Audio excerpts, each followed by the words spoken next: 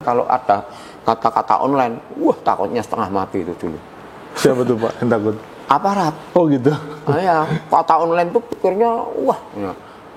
Terus online tuh menurut teman-teman dulu dipikirnya kalau online itu semua orang bisa melihat.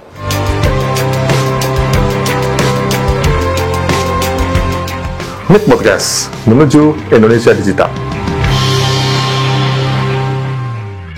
Oke, jumpa lagi dengan MIT Podcast. Kali ini saya di Kota Semarang, ya, Kota Lumpia, dan banyak pemberitaan yang sangat baik tentang Kota Semarang. Dan di samping saya, pasti Bapak Ibu kenal di pemerintahan maupun di non pemerintahan, ada Pak Nana Storada.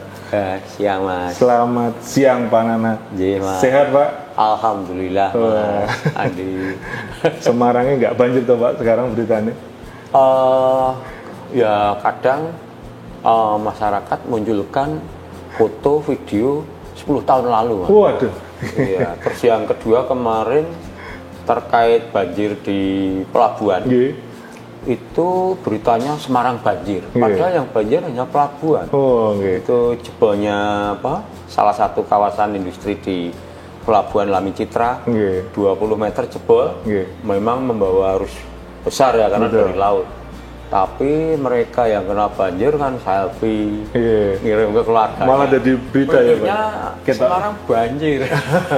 Kan ini sesuai lagu nih Pak, Semarang kali ini banjir Pak. Iya, padahal sudah nggak banjir kali ini. Iya, saya hari ini cerah banget di Semarang dan baik-baik saja Pak. Oke, Pak Nana ini mewakili Pak Hendy ya. Kebetulan ya, beliau sibuk banget tuh kayaknya. Kita udah janjian 2-3 minggu yang lalu, belum dapat waktu yang klop banget ya Pak. Maaf nih Mas. Iya, jadi oke Pak, ini kami ada di MIT Podcast, mungkin Bapak sudah kenal gitu ya, korelasinya ke inovasi digital atau menuju Indonesia digital Pak. Dan kalau saya lihat di banyak pemberitaan, ini kota yang hobinya juara inovasi Pak. Kayaknya hampir tiap tahun kalau saya lihat searching di Google gitu, Kota Semarang dapat penghargaan ini.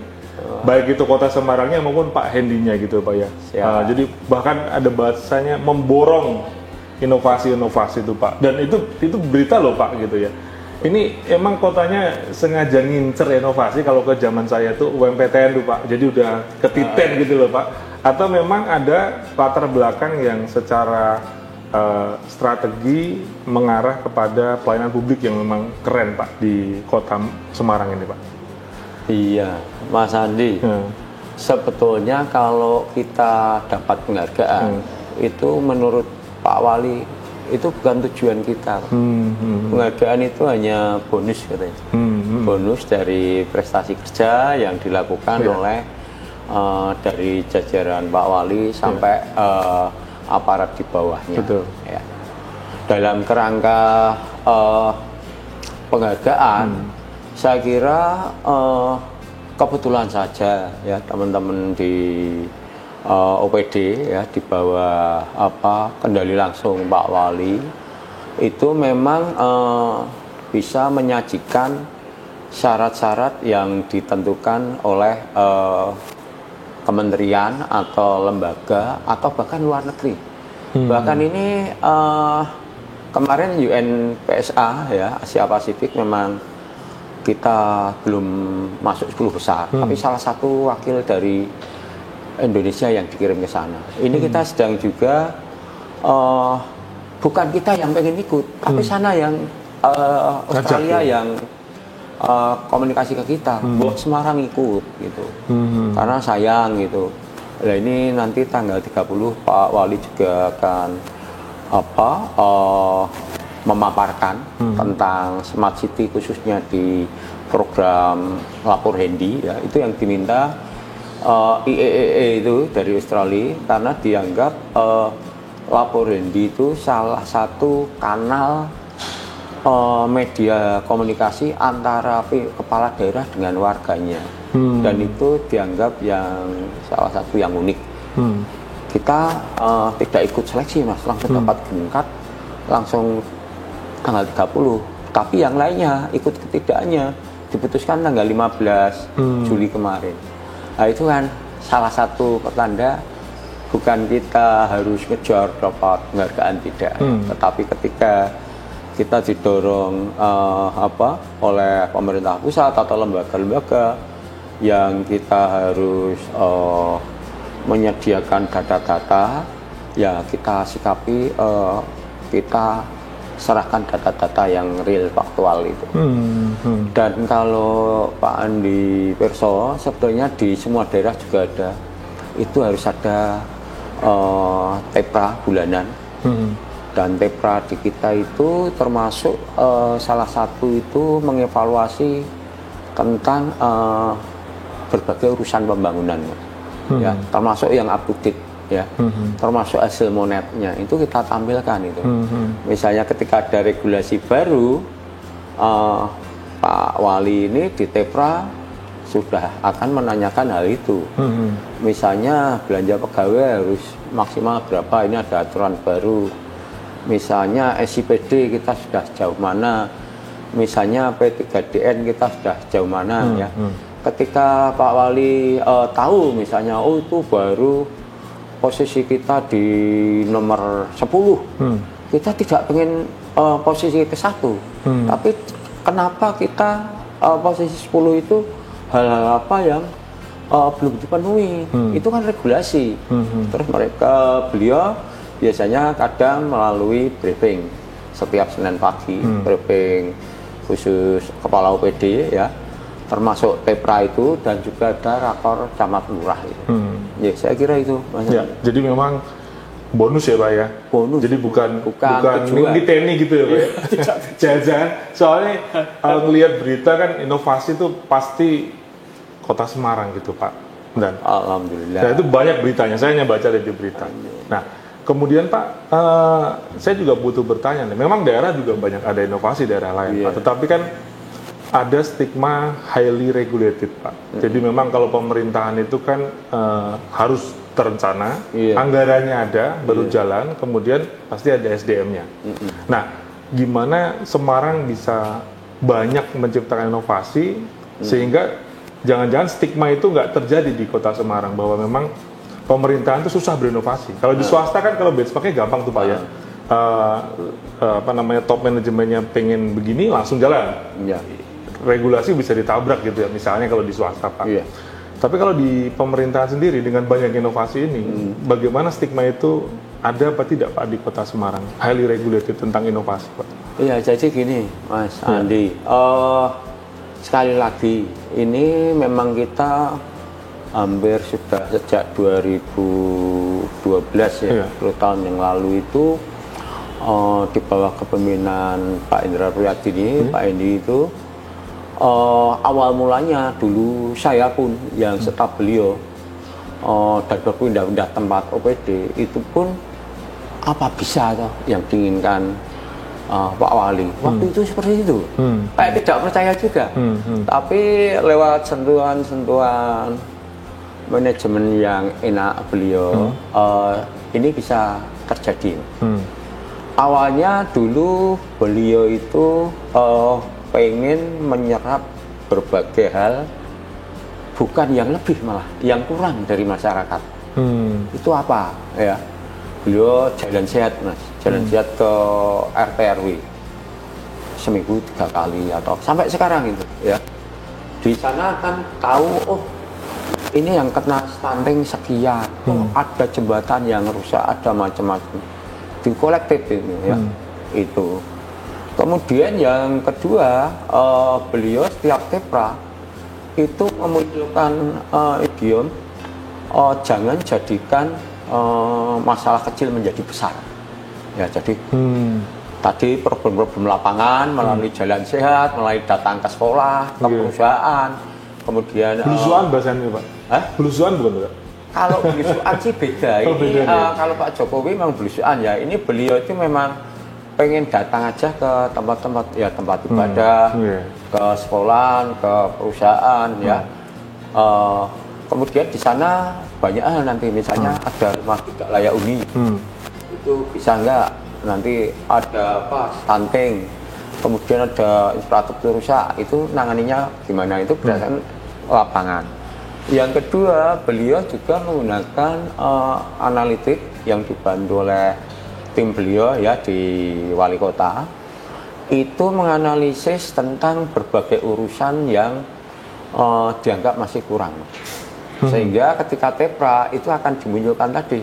Jangan jadikan masalah kecil menjadi besar. Maksudnya kalau ada problem di salah satu urusan, itu harus cepat dibenahi dan harus cepat melebihi dari standar yang ada.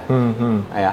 Kalau itu pun sudah di atas standar, misalnya kita sekolah gratis, semua SD, SMP, bahkan waktu SMA, SMK masih kewenangan pemerintah kota, itu gratis. Tapi kan Pak Indi, tidak sampai situ. Karena ternyata banyak orang miskin yang sekolah di swasta dan tidak bisa membayar. Akhirnya ini, saat ini tahun ketiga, sudah ada TK, SD, SMP, swasta yang gratis, Mas.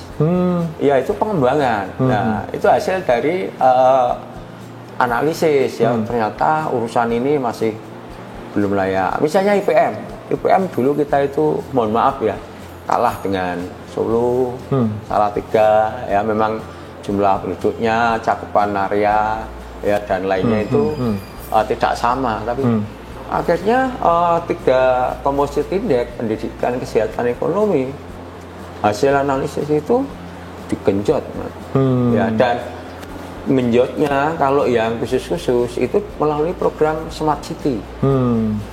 Ketika Smart City belum lazim di Indonesia, 2013 itu Pak Endi sudah meluncing Smart City. Kita 2017 Pak. 13? Iya, di Indonesia 2017 kan waktu itu. Walaupun waktu itu bingung, apa ya, kita diskusi, Pak Endi bersama tim kota, waktu itu hanya baru masangi free wifi di berbagai titik. Tapi terus Smart City itu apa toh ya? Akhirnya Pak Endi menerjemahkan bahwa Smart City itu adalah digunakan untuk menyelesaikan program strategis dan prioritas yang menjadi tujuan RPJMD.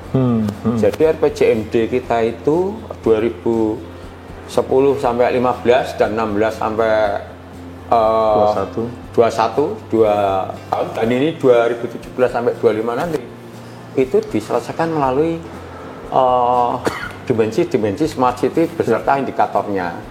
Bahkan 2013 beliau sudah melangkah jauh ya, akhirnya kita tahun 2017 sudah punya Master Plan Smart City.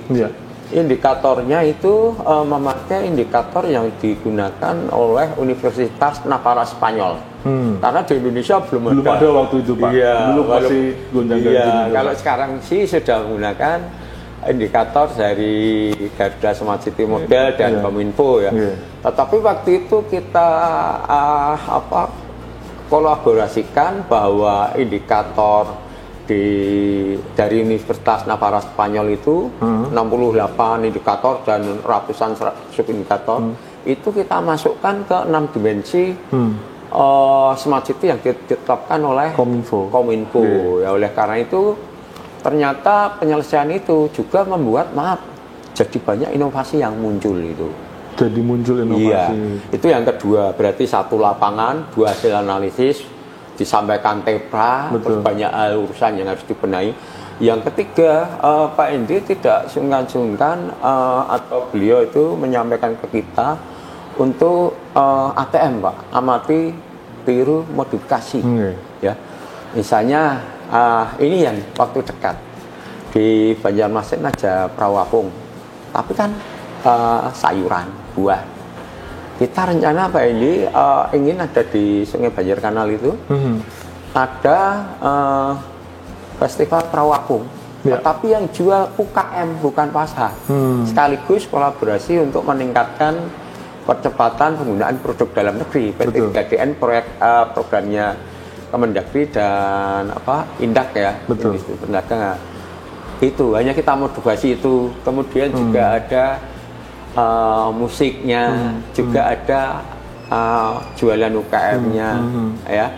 Bahkan ke depan kalau jadi kita akan beli bis amfibi juga lewat di situ Banjir Kanal. Itu kan ATM sebenarnya, ATM tapi terus kita pluskan bedanya disesuaikan. Ya.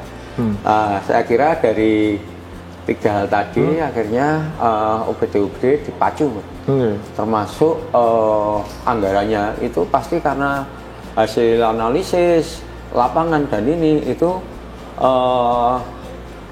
teranggarkan di perencanaan untuk tahun depan maupun di perubahan. Ya, yang terakhir bahkan sebetulnya simpel itu masukkan Pak Endi ketika jadi pembicara di UN, Pak, itu di PTRI ya, perwakilan tetap Republik Indonesia di Jenewa, Swiss. Itu dapat masukan dari teman-teman PTRI, Ombudsman waktu itu juga hadir, kemudian juga dari lembaga internasionalnya, itu International Telecommunication Organization, itu organisasi terwakil. Kenapa di Semarang itu banyak hal yang menarik ya dan luar biasa. Kemarin itu dicontohkan misalnya Kota Lama itu pengunjungnya sudah melampaui pengunjung Borobudur. Ya. Itu data bukan dari kita ya, dari pariwisata. Itu kenapa nggak di blow up? Kemudian itu juga masukan tadi ya, tidak dalam lokal tapi luar negeri juga. Kenapa tidak ditagar aja hal-hal yang berkaitan bisa menjadi contoh keluar. Disampaikan Pak Endi, ini bukan pamer Pak Endi. Pak Endi berkilahnya selalu beliau, aku rak seneng pamer gitu. Padahal itu bukan pamer, biar dicontoh daerah lain gitu. Nah, akhirnya kita adakan sosialisasi internal, setiap hal kita mulai memberi tagar sesuai dengan konten yang kita ubah. Atau kemarin yang geometrik, UI Green City Geometrik, itu malah permintaan dari sana, kenapa sih tidak di CC, di tagar ke UI, ke daerah lain, di mention, biar dari 6 kategori yang dilombakan itu tidak jadi perdebatan di umum.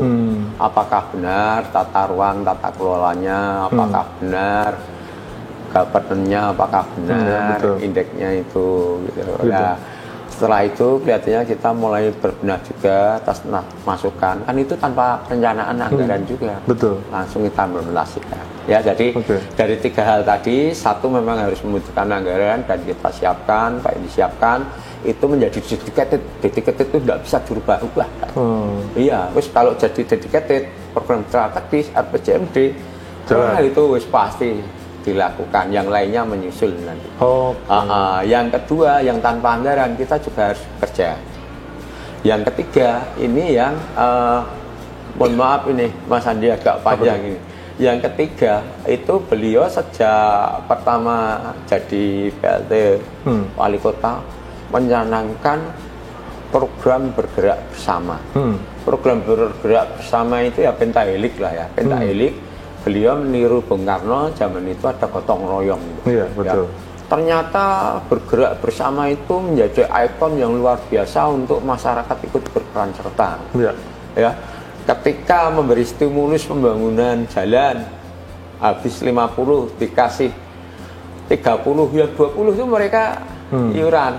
Rumah tidak layak huni, beberapa organisasi itu mendukung. Bahkan anggaran kita 25 juta, pramuka nambahi sekian, dia ikut kerjakan. Dari TNI, Polri, dari lainnya.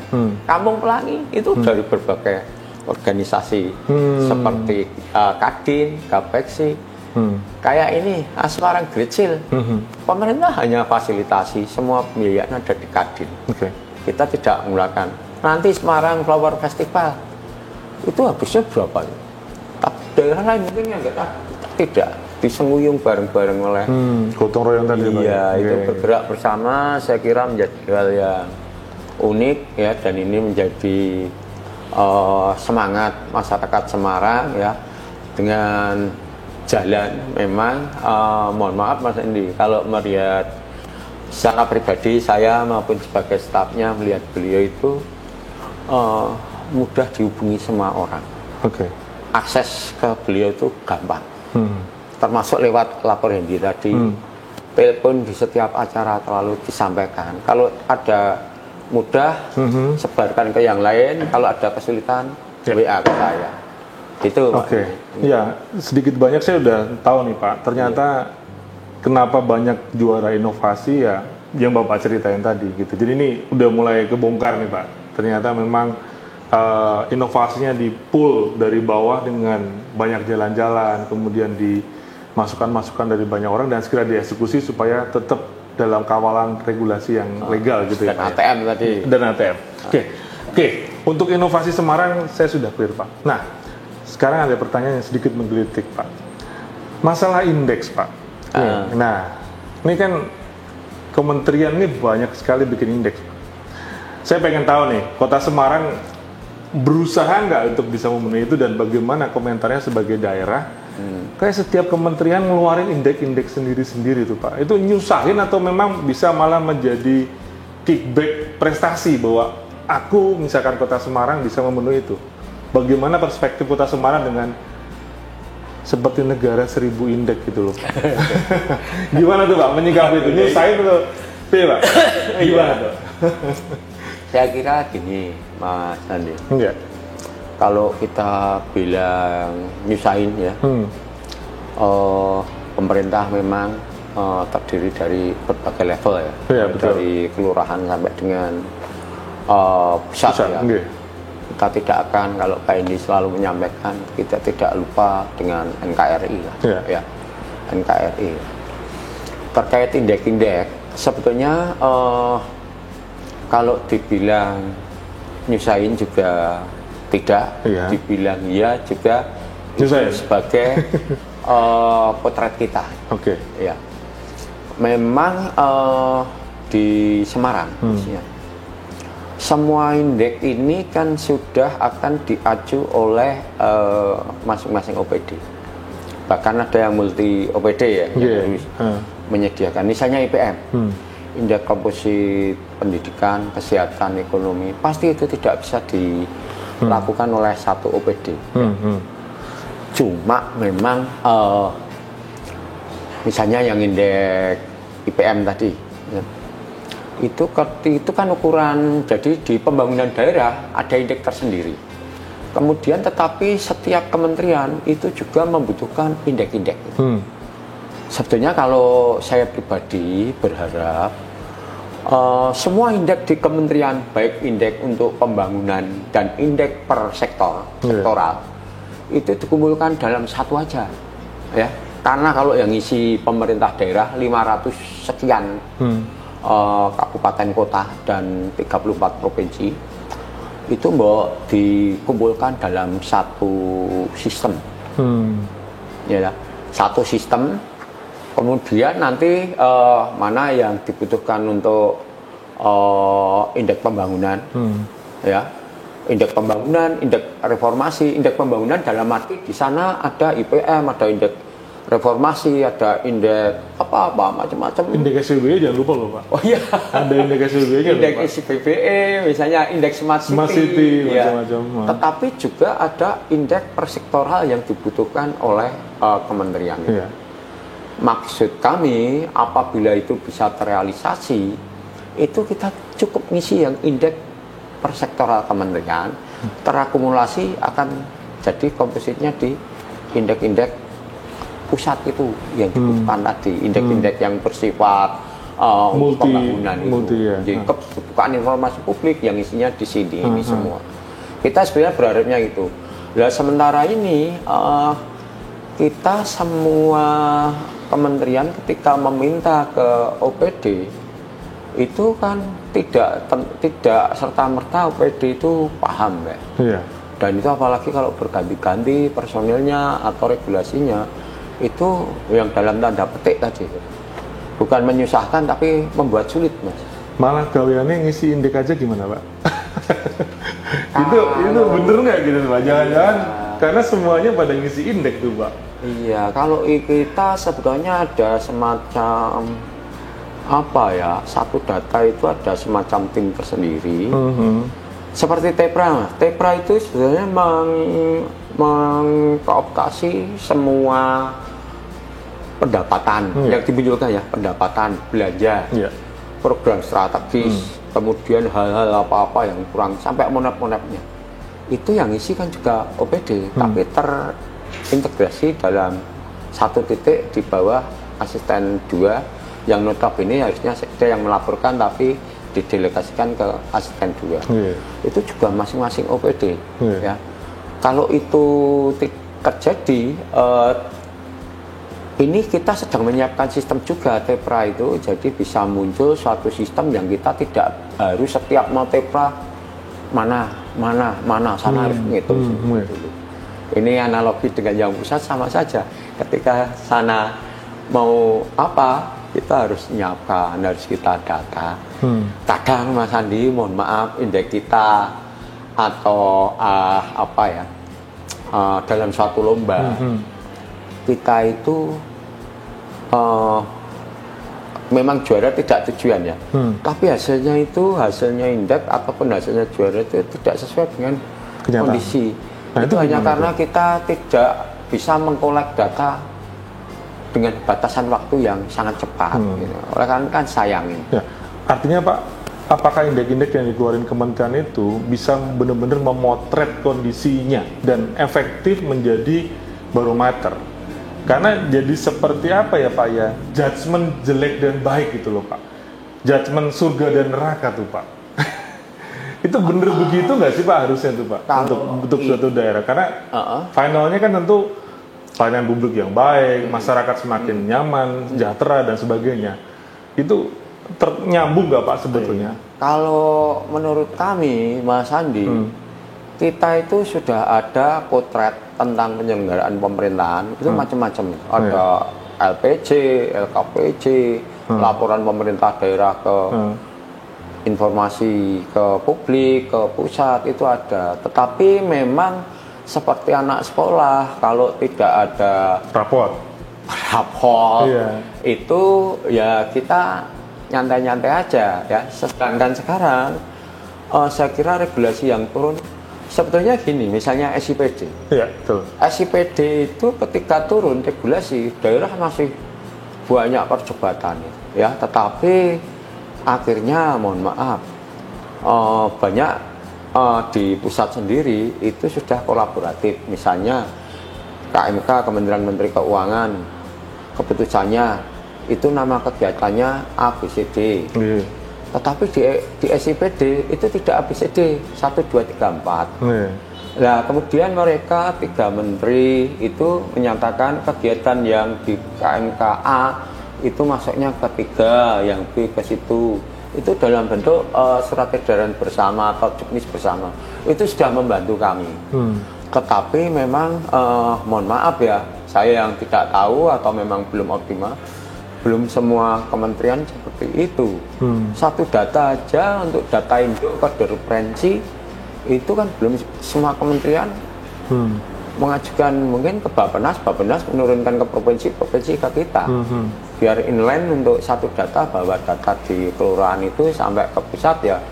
Kalau jumlah apa itu tinggal tambahan dari rekapitulasi aja gitu. Dan kadang yang kedua itu lucu juga, Nun sewu ya Mas Haji, Bapak ini kalau pusat itu mengikutkan kalau SPD kami setuju, itu harus daerah buat, harus ngisi di situ karena biar nanti terrekapitulasi berjenjang sampai ke atas akan tahu. Betul. Kementerian juga harus ngisi biar berjenjang. Tetapi beberapa hal, misalnya persyaratan kalau indeks satu data itu bagus, misalnya ya SPBE bagus, itu harus satu data menggunakan program ini, aplikasi ini. Terus misalnya Serikandi persuratan harus gunakan ini. Gitu. Nah, itu kami ya Nun sewu bukan tidak setuju, tapi waduh kok gitu. Padahal kalau kita kadang kami menyadari NKRI ini wah heterogennya multinya, jadi tidak bisa satu sistem digunakan langsung. Tapi kita yang lebih dari yang sudah ada itu juga jadi repot. Iya, ini contoh aja kita alhamdulillah dengan LKPP itu bagus hubungannya ya. Dulu kita ada katalog lokal, kemudian kita terintegrasi ke banyak sistem yang kita punya. Waktu itu kan sampai 3 tahun ya, untuk integrasinya ini. Tapi setelah integrasi, wah nyaman udah. Segalanya nyaman. Ini KPP memberi aplikasi yang bisa integrasi dengan keuangan, itu kita juga nyaman dan sekarang lebih cepat ya. Kami berharap sebenarnya ada salah satu pionir aplikasi yang itu memudahkan di klaster dulu Mas Andi, pendanaan sendiri, keuangan sendiri, pengawasan sendiri, pelaporan sendiri. Nah kemudian di pusat itu tempat ini berkolaborasi aplikasinya. Nah, evaluasi bisa dari BPK, dari Irjen masing-masing kementerian atau apa. Betul. Ya ini yang kita sebetulnya biar kerjanya itu enak. Iya.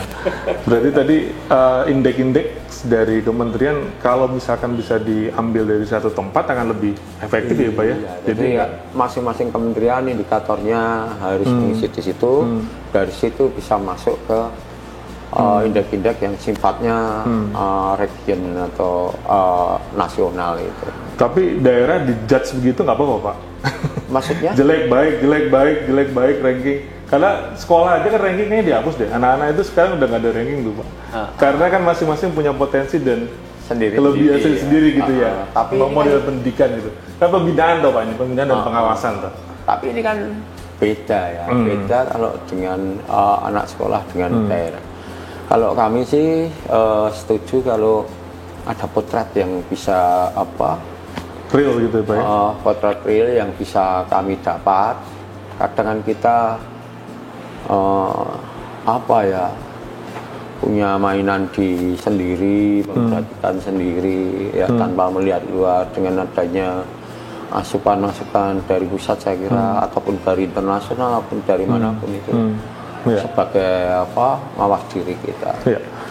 Oke Pak, dari sisi inovasi saya kenal Bapak udah cukup lama ya Pak, 2015-16 dan zaman Bapak di Dinas Kominfo aplikasi integrasi dari orang sakit hingga sembuh, dari izin usaha sampai berusaha ya itu saya udah ngeliat lama tuh Pak.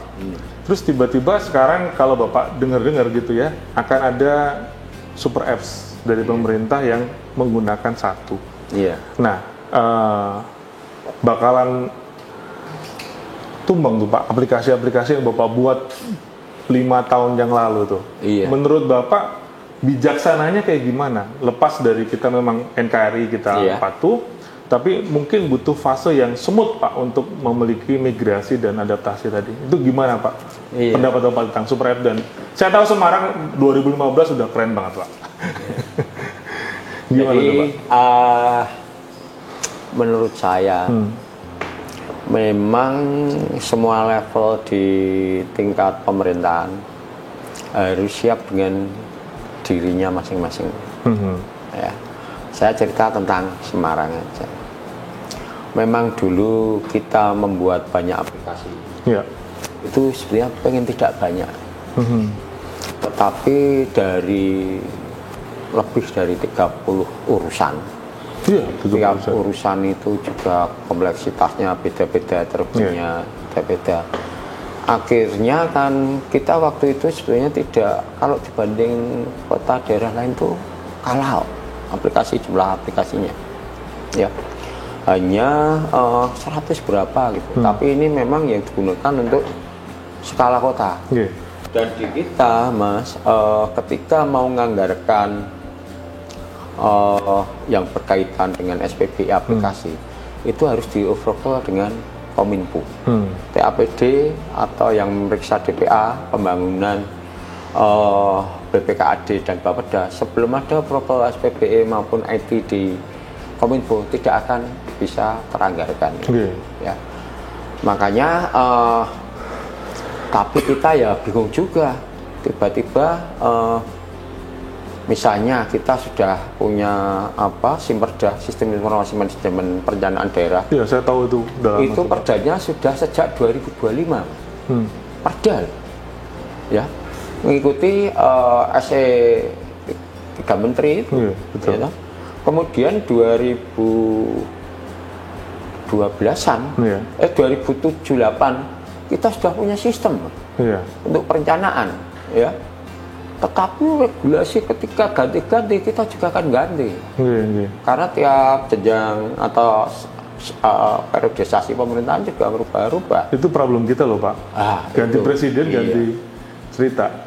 Kalau presiden enggak, tapi kalau operasionalisasi regulasinya itu berubah, ya itu yang kita akhirnya harus merubah. Betul. Akhirnya bla bla bla Mas, kita sampai saat ini dari 400 sistem aja kita sudah suspend 150. Men-suspend 150. Iya, Pak. Itu kemarin kecolongannya ini terbuka aja.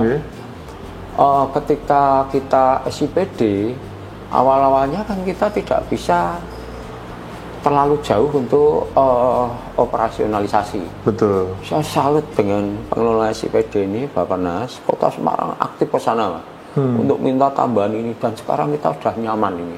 Ya. Udah nyaman dengan SIPD, Pak? SIPD sudah nyaman. Boleh dong saya bilang Kota Semarang sudah nyaman dengan SIPD? Iya, sudah nyaman, dan kita paling aktif ke sana. Bahkan kita akan konekkan dengan keuangan itu sudah. Kemudian dalam perjalanan 3 tahun SPD itu ternyata teman-teman yang diklat itu karena kayak euforia membuat banyak sistem, Mas. Diklatin gitu Pak? Iya, dan itu kan di luar anggaran, dan itu Pak harus tercantum di sistem kita, tidak ada anggaran itu, karena mereka harus membuat. Nah, akhirnya beberapa yang tidak diselektif ini sudah ada sekitar 150 lebih yang kita suspend kita, jadi tinggal sedikit. 200-an Mas? Iya. Nah, kemudian terkait kalau ada super app tadi, misalnya kayak SIPD, wah kita sebenarnya malah senang sekali. Ya.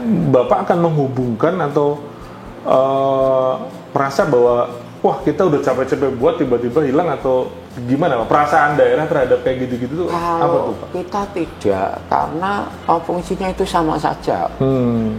Tapi kita memang sayang kalau itu kita baru aja kita buat. Tapi kebetulan Simperda kita kan sudah sejak 2007, 15 tahun yang lalu. Dan itu kita akhir ketika ada banyak perubahan. Bahkan Musrembang itu perkelurahan 2010 kita sudah. 2015 malah kita sudah FO seluruh OPD sekarang ngentri, dan kita batasi itu. Nggak ngisi sampai sekian, kita tutup. Dan saya setuju dengan pusat itu, jadi nanti tidak ada tunggu menunggu untuk OPD nyerahkan ke pusat, karena sudah by sistem. Cuma Mas Andi, memang kalau kita sih untung banyak dibantu Kementerian Kominfo, Bappenas, Kemendagri, dan LKPP. Kan sistem di pusat ini tidak serta-merta bisa operasional rigid sampai ke tingkat bawah atau ke masyarakat maupun ke seksi. Selama kita diberi akses untuk bisa integrasi IP, ya, atau ada interface yang bisa membantu, kami sudah alhamdulillah. Ya, seperti satu data lah sebenarnya enak, ini semua sudah enak. Nah, di internal kita itu juga masih ada kendala terkait integrasi sistem itu. Ada yang gampang, ada yang sulit. Cuma mindsetnya sudah yang agak lama kemarin, tapi 5 tahun terakhir ini sudah nyaman gitu. Jadi sebelumnya kalau ada kata-kata online, takutnya setengah mati itu dulu. Siapa tuh Pak yang takut? Aparat. Oh gitu.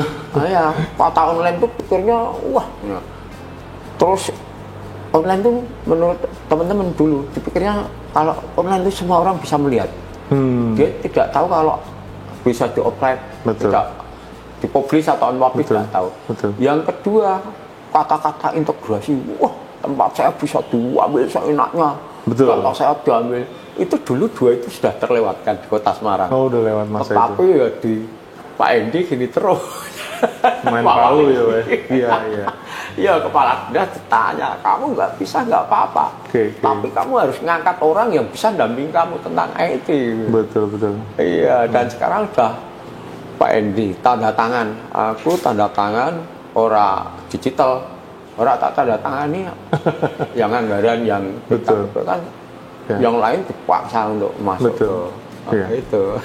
Nah, satu lagi nih Pak, pertanyaan terakhir tentang Bapak tadi menggelitik tentang integrasi. Ini kan sentral data kita kan Dukcapil ya Pak ya? Iya. Betul ya. Pada saat pemerintah menyetop untuk tidak memberikan API kepada Dukcapil, saya yakin aliran darahnya ke aplikasi-aplikasi Bapak yang dulu itu akan berhenti tuh Pak. Karena nggak ada aliran darahnya. Bapak nyikapi itu gimana Pak? Kesel, manut, apa? Tapi jujur ya Pak ya? Iya, jujur sama. Pripun Pak ini Pak? Sebetulnya kami kebetulan di WAF Apik ya, sama Dirjen Dukcapil. Waktu itu kita juga tanyakan ini dan jadi bahasan di WAK ya, karena ada pakar Smart City, ada beberapa kementerian, beberapa kepala daerah. Sebetulnya kalau API sudah nggak diberikan, memang ada plus minusnya ya. Tapi yang kita butuhkan, asalkan setiap 3 bulan itu kita mendapatkan backup data triwulan. Oh, yang dari itu? Jadi ngendonin dia backupin gitu ya Pak ya? Dikirimkan aja enggak apa-apa atau dalam bentuk apa terserah. Karena kecuali ini nanti mau pemilu pilkada, kalau kita enggak ada API real itu, data penduduk kan 2 jenisnya itu, yang real sama yang harus dikonfirmasi dulu. Jadi tiap harian ada 2.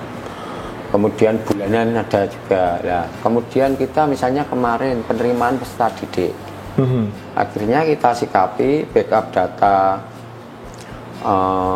akhir tahun kemarin, ya, atau 6 bulan terakhir itu kita share bagi warga Kota Semarang yang belum masuk ke data itu. Misalnya kan ada itu syaratnya 6 bulan itu tidak berubah.